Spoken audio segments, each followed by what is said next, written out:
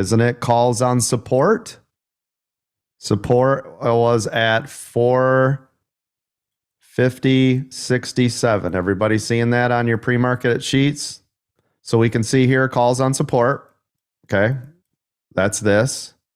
You can see it came right back up to where we said. Now, if you look at the pre-market idea, it was 450.150. That was right here.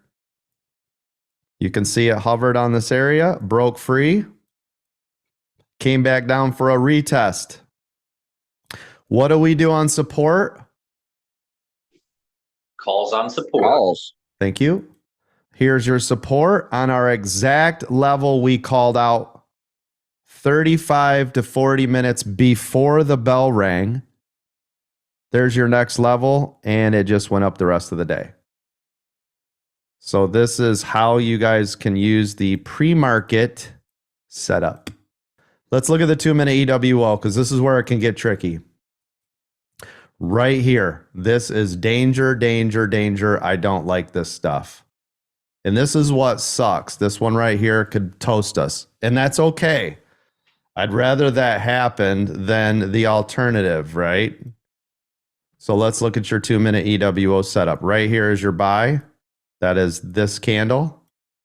It runs to the upside. You're making a ton of money. Pulls back. Touches VWAP. Never breaks. Runs to the upside. Flat lines. Pulls back. Let's look at this in a couple different ways. Let's look at this in a couple different scenarios. What I like to do is called a 50, 20, 20, 10 shedding method. This is where we like to shed or shave off some contracts, right? So let's say we started with 10 contracts. Okay, let's say the first pullback, we got rid of 50. The second pullback, we got rid of 20.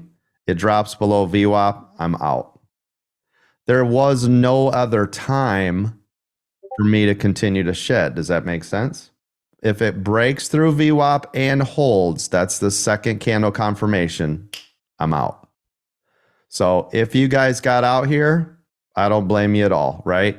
You made your money 50% here.